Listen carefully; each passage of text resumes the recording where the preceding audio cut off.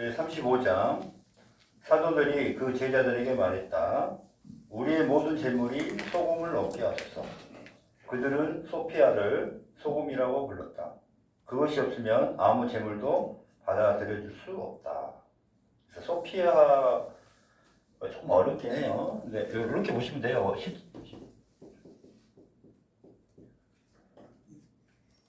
옛날에 처음에 하나님이 한 분 계셨을 때 그때 이제 권능들을 만들었어요. 나를 도와줄 일을 할 권능들. 그 중에 한 분이 소피아예요.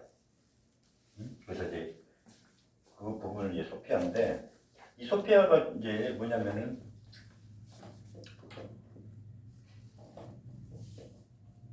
아들을 만들었는데 애가 이제 개체의 마음을 갖고 하는 개체심을 가지고 있는 그런 권능이 돼버려요.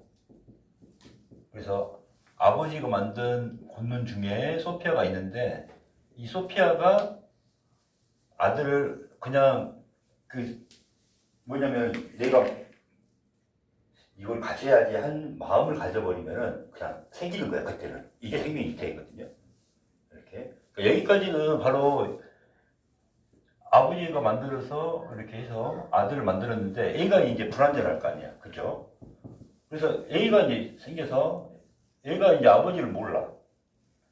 그래서 내가 이게 능력자구나 막 하면서 이렇게 막 형태 부리고 다니는 거거든.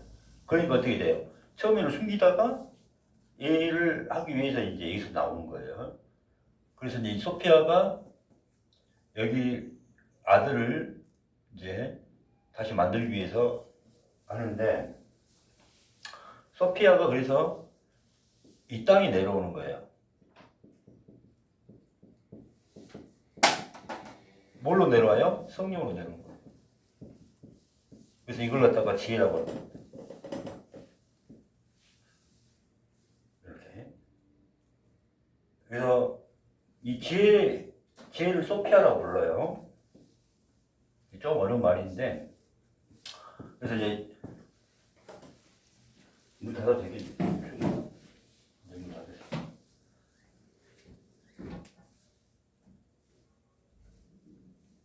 자, 넘겨보세요. 자, 소금의 의미.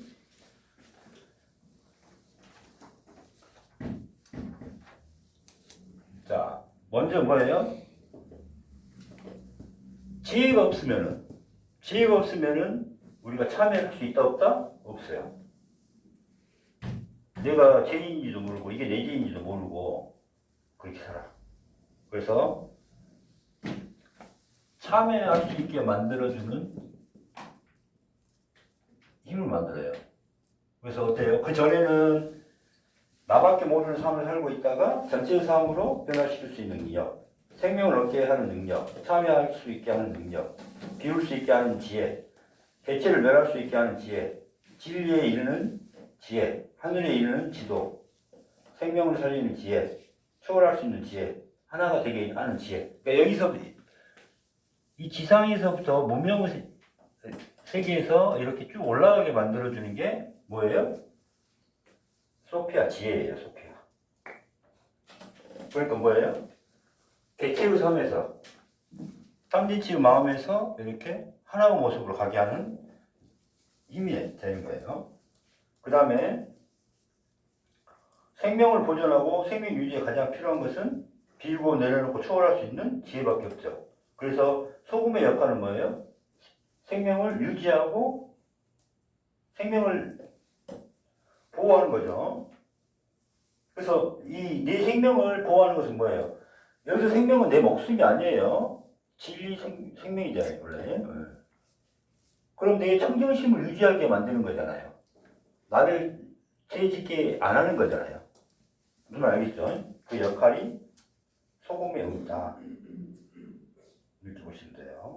그 다음에 제36장. 소피아는 성녀라서 아이가 없다. 이런 이유로 그녀는 소금의 흔적이라고 불리게 됐다.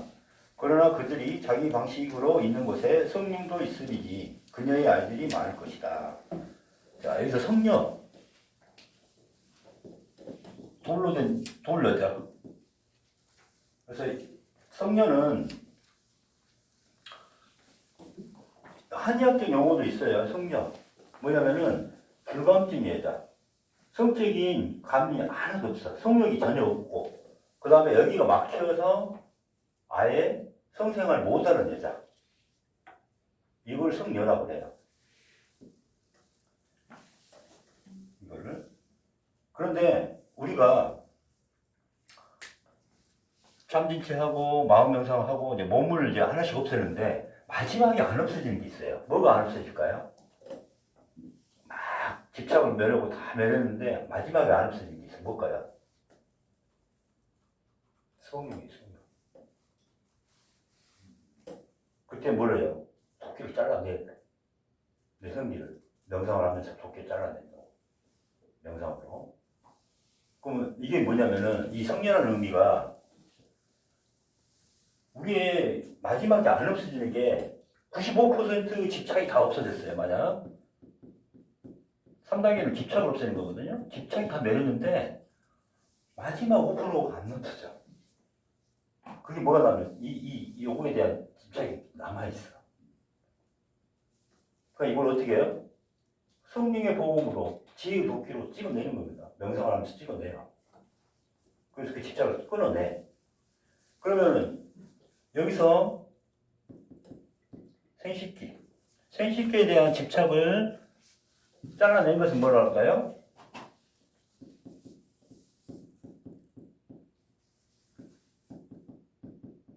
집착이 멸한 사람, 멸한 남자, 여자를 뭐라고 할까요?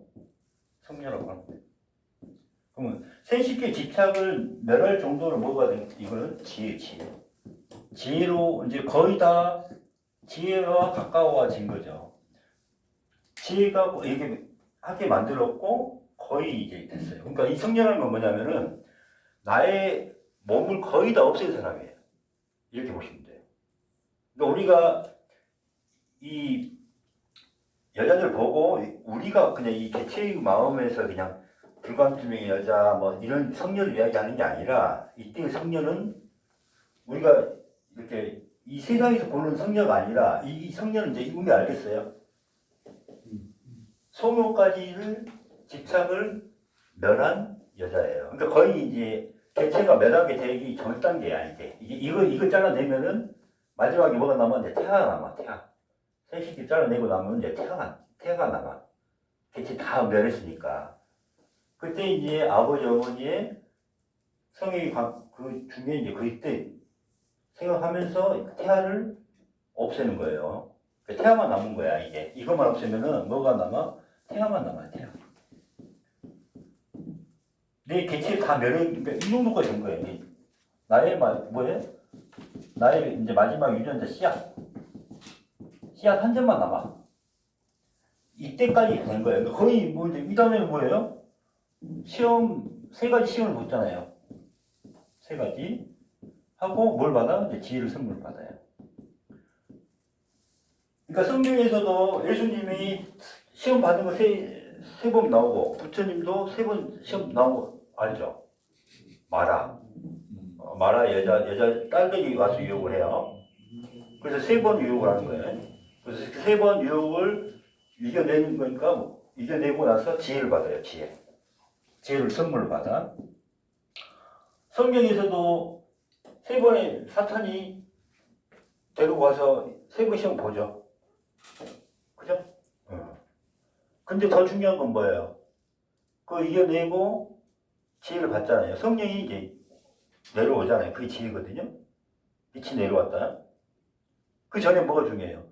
40일에 광야에서 그걸 했다는 말이 나와. 40일 동안 광야에서 기도를 했다는 말이 나오는데 그게 더 중요한 말이에요. 그 40일 동안 뭐 했어요? 요걸로 한 거예요. 요걸로. 원래 죄가 없으신 분이니까 참여를 할 것은 없었겠지만은 마음 멸하고 몸을 멸하고 이 과정을 거치니까 시험을 3가지를 봐요. 그러고 나서 제 성령이 온 거예요. 그러니까 이 과정을 모르니까 이 부분이 이해가 안 갔던 거예요. 이제 이해가 가죠. 소피아는 성녀라서 아이가 없다. 이런 이유로 그녀는 소금의 흔적이라고 불렀다. 그러나 그들이 자기 방식으로 있는 곳에 성령도 있으리니, 자, 소피아는 이 하늘로 올라갈 것이니 여기에서는 영적 인체가 많을 것이다.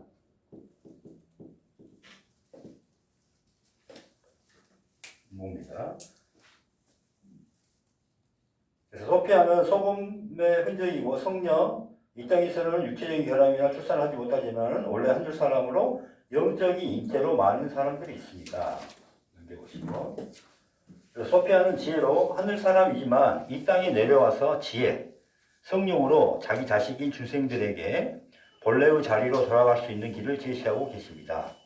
지혜를 얻는 방법은 오로지 참회, 회개밖에 없습니다. 그래서 소피아는 참회하게 하는 자, 지혜, 하늘에 가는 아이들을 위해 지도하고 있습니다. 그러니까 계속 지혜는 처음부터 끝까지 우리와 동행을 해요. 그래서 여기다가 뭘 심어놓은 거예요? 우리 내 마음속에 성령을 심어놨는데, 이게 생명의 씨앗이죠. 심어놨는데 우리가 이걸 외면하고 있어요. 왜 외면하고 있어요? 어리석어서. 죄를 탐지 지은 마음으로. 무슨 말 알겠죠? 그래서 우리가 양심이 찔리지 않냐? 이 말을 하잖아요. 그거예요, 그거. 성령이 불신이 심어져 있었어요. 참여할 수 있는 마음을 우리가 가지고 있었던 거예요.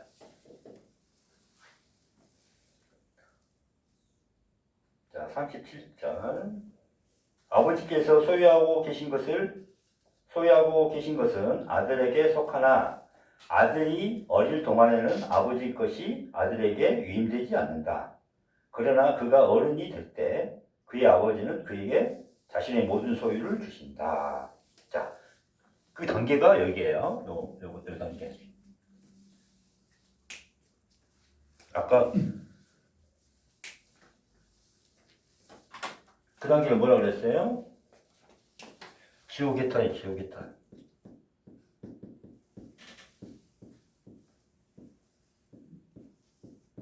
극락전 아미타불. 자, 11공 비로자라불이죠.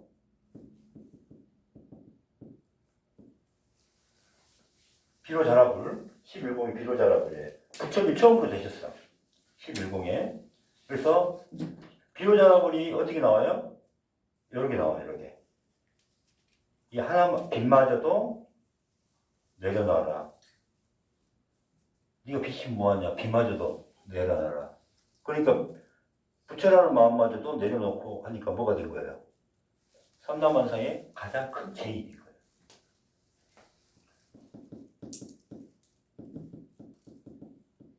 가장 큰 죄인이 됐어요. 자, 죄인이 됐으니까 뭘로 중생이 됐어요? 그럼 어디 들어가야 돼요? 가장 큰 죄인이 됐으니까 심판으로 가야 될 거 아닙니까? 그래서 극락전으로 들어가요. 빛마저도 여기 그 부처님의 성을 보시면 이렇게 돼 있어요.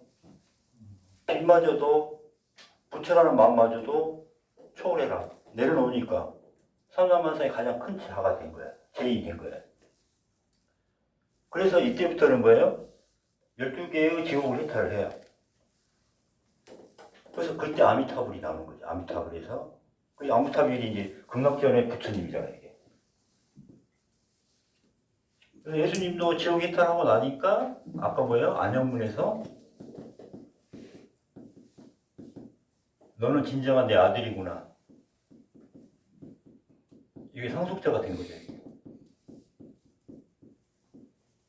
이때 이제 생명을 넣은 거예요. 그래서 여기서 뭐라고 했어요? 아까? 하나님 우편은 아니자 계시다. 이게 하나님 우편은 상속자 자리라고 해요. 상속자 자리. 하나님 우편은 앉아 계시다. 그쵸? 여기 생명을 넣어요. 이게 똑같아요, 지금. 이게 불국사의 조감도와 똑같은 거예요.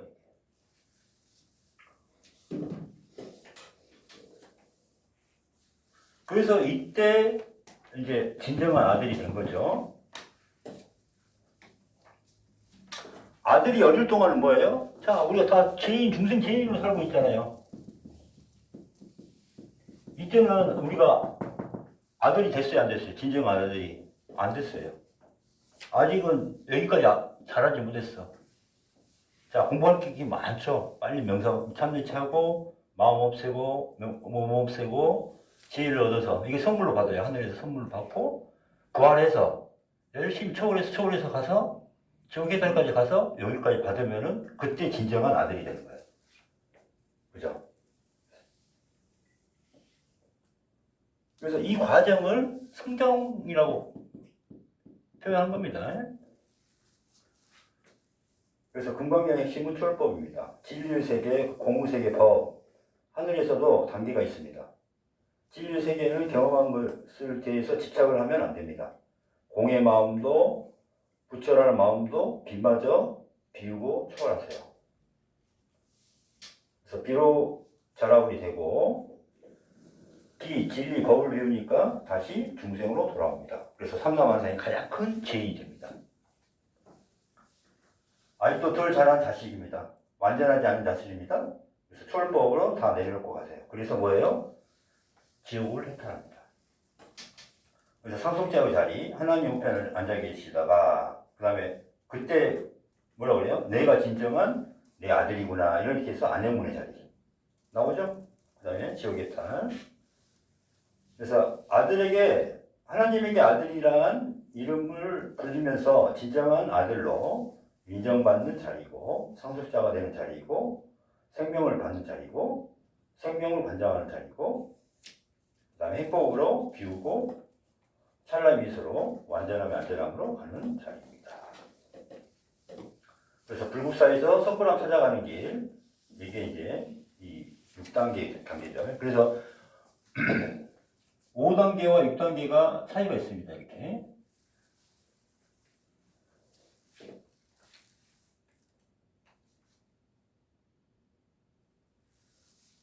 그래서 우리가 열반, 여기를 열반이라고 표현을 해요. 또 열반. 열반에는 뭐가 있어요? 유효열반, 무효열반 들어봤죠? 유효열반, 무효열반. 유효, 무효.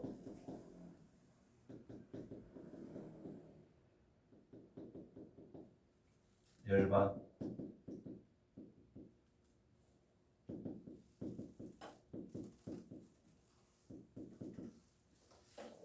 우리 열반에 이른다 그랬잖아요. 열반에. 그러면은 천국 하늘나라에 갔다 이 말이에요. 열반. 근데 유여 이게 원래는 이제 불교에서는 잘못 이해해가지고 이렇게 이해하는 경우가 많아요. 내가 부처가 다 됐어요. 깨달아가지고 부처가 되고 부처가 됐어. 근데 이 육체가 남아있는 동안에는 아직 유여 열반 이렇게 표현하고 있어요. 그 내가 이제 죽어서 그냥 하늘나라에 그냥 가면은 내 몸이 없어졌으니까 무여열반 이런 표현을 이제 해서 그렇게 알고 있어 다. 그게 아니에요. 열반을 했는데 아직도 완전하지 않은 열반이라 이 말이야. 그러니까 계속 초월하고 가라 이 말이야. 무슨 알겠죠? 계속 유여 나머지가 있어. 그러니까 계속 초월하고. 그래서 아까 말했어요. 10도 열반, 20도 열반이잖아. 계속 하는 거잖아요. 그러다 보니까 뭐가 돼요? 마지막에 무여열반 뭐예요?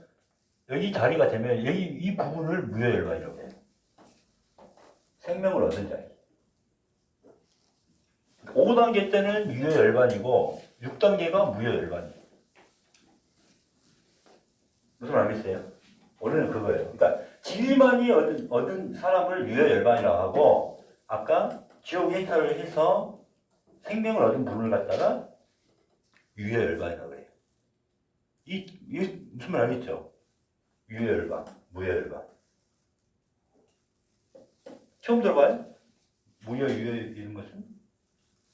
이게 그래서 5단계, 무여열반 6단계 이렇게 표현을 하시면은 이해가 쉬울 겁니다. 그래서 열반을 가지고도 5단계, 우리 진리만을 갖고 있는 단계하고 생명을 갖고 있는 단계가 틀리다는 것을 알고 계셔야 돼요.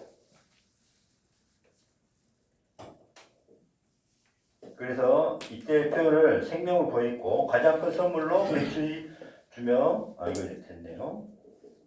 그래서 빛을 초월하여 상남만상의 가장 큰 죄인이 되어 지옥에 들어가서 지옥의 해탈을 하여 진정한 상속자의 자리에 오르게 된 것입니다.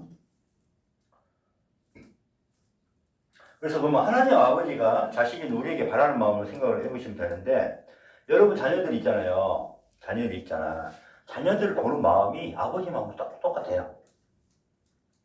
자녀가 잘 되길 바라고, 그죠? 자녀가 이렇게 잘 성장하길 바라고 그러잖아. 자, 봅시다. 아버지가 우리를 바라보는 마음은 기다림의 미학입니다. 사랑과 자비로 기다리십시오. 자식의 성장을 바라보고 넘어져도 다시 일어나길 바라고 계십니다. 본래 마음에서 이탈한 우리 중생들이 다시 본래의 모습으로 돌아오기를 기다리고 계십니다. 아들에게 힘든 문제를 주지 않습니다. 아들이 감당할 만한 것을 가지고 시험을 합니다. 우리가 사랑하는 자식을 바라보듯이요. 그래서 마음 조건이 청정해지고 완전해져서 하나님과 아버지와 하나가 되는 자리가 여기가 되는 거예요. 그때 상속자가 되는 거예요. 이해가셨죠? 38절까지 하고 좀 쉴게요. 38장 성령이 나오셨으나, 자, 성령이 나오셨단 말은 아까 영적 인태를 이야기합니다. 길을 잃은 자들은 또한 보통 영으로 인해 길을 잃는다. 길을 잃는 자들은 왜 길을 잃었을까요? 우리가 이게 가다가 길을 잃은 게 아니에요. 내 마음의 영이 어떻게 돼요? 개체심으로 탐지치 마음으로 빠져나타나는 거예요. 이게 이제 길을 잃은 자예요. 이 길이라는 것은 뭐냐면은 우리가 생명으로 이루는 길이에요. 그래서 탐지치하고 마음 없애고 몸 없애고 이런 과정을 길이라고 하는데, 이 길에서 잃어버렸다는 것은 뭐예요? 그냥 탐지치 마음으로 그냥 빠져 살고 있다는 거예요. 어디 집착하고 있고. 그래서 보통 성령이 아니라 나쁜 영에 의해서도 길을 잃게 돼요. 그러니까 우리가 이상한 데로 빠질 수밖에 없어요. 네, 우리가 무명하기 때문에, 어리석기 때문에. 그러므로 이 하나라는 말은 뭐냐면 본래 모습이에요. 하나님의 모습이에요. 본래 모습이에요. 같은 입김에 불에 타오르기도 하고 꺼지기도 해요. 생명으로 확 불이 올라오기도 하고 꺼지기도 해요. 살 수도 있고 죽을 수도 있단 말이에요. 자, 읽어볼게요. 성령으로 나오셨으나 원래 우리의 본래 모습, 원래 우리는 하늘사람 빛의 존재고 청정심의 존재고 완전함의 완전함이고 그다음에 영적 인태를 받았는데 길을 잃었어요. 왜요? 개체라는 마음이 있었어요. 집착이 생겼어요. 그래서 이탈했어요. 그래서 우리가 탕자라고 표현하죠. 탕자. 여기서 탕자는 다 이런 표현입니다. 성경에서 말하는 탕자는 이 개체의식에 빠져서 탐지치의 마음에 빠져서 생명을 잃고 있는 사람을 탕자라고 해요. 그래서 다시 탕자가 돌아왔잖아요. 그걸 뭐라 그래요? 우리가 영적 인태를 받아서 다시 이쪽으로 돌아오는 것을 탕자라고 해요. 불경에서도 탕자 나오고요. 성경에서도 탕자 나옵니다. 근데 그 비유가 똑같아요. 법화경 보면은 똑같아요. 성경에 그거하고 똑같아요. 비유가 똑같아요.